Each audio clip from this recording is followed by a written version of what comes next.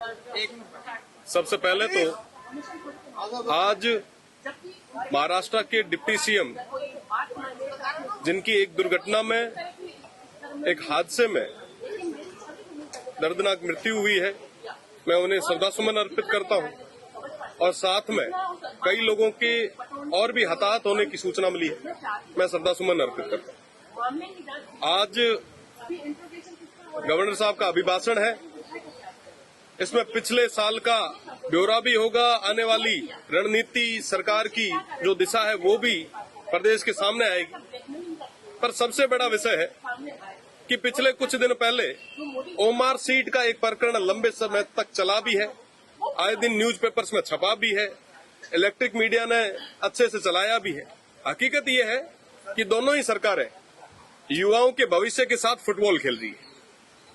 पहले भी paper leak कई बार हुए, उन तमाम चीजों से, उन तमाम धारणाओं से युवा उठे भी नहीं थे। उससे पहले ओमार सीट जैसे प्रकरण और आगे आ गए।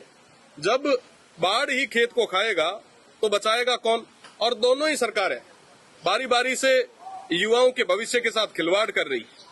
मैं वेस्टर्न राजस्थान से आता हूँ, रेगिस्तान से आता हूँ। वहाँ कहा जाता है कि घी ढुड़े तो बना ही ढुड़े, पानी नहीं ढुड़े।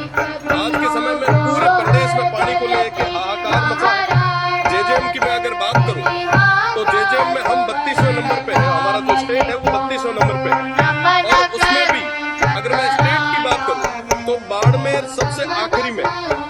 निश्चित रूप से इन तमाम विषयों पे बात होनी चाहिए। मैं माननीय स्पीकर साहब से निवेदन करना चाहूंगा कि आप पेपर लीक पे, जेजेएम पे, यहाँ के हेल्थ और एजुकेशन के सिस्टम पे एक विशेष चर्चा कराएं। हेल्थ की मैं अगर बात करूं तो आपने पिछले दिनों देखा होगा कि जैसलमेर में एक बस दुखांतिका हुई, कई सारे लोगों के हताहत होने की सूचना मिली। बर्निंग यूनिट तक बाड़मेर, जैसलमेर जो सबसे ज्यादा रेवेन्यू देता वहां पे नहीं है। आज के समय में ट्रॉमा सेंटर की अगर हमारी बात करूं तो सबसे बुरे हाल है। अगर मैं बाड़मेर, जैसलमेर के पर्यावरण की बात करूं तो ओरल, गोचर और खेजड़ियों को पूरी तरीके से डिस्ट्रॉय किया जा रहा है। पर अभी तक प्रदेश की सरकार का कोई स्पष्ट रुख अभी तक सामने नहीं आया। कई हमारे जो युवा साथी हैं वो जैसलमेर से जयपुर तक पद यात्रा कर रहे हैं। आखिर ये जरूरत क्यों पड़ी? दोनों ही सरकारें बारी बारी से कहीं न कहीं युवाओं के साथ में, वंचितों के साथ, शोषितों के साथ अत्याचार कर रही है और अभी तक मुद्दों की बात करने के लिए दोनों तैयार नहीं है। मुझे लगता है कि इस सदन में अगर मुद्दों पे बात होगी तो निश्चित रूप से प्रदेश की जनता को उसका फायदा मिलेगा।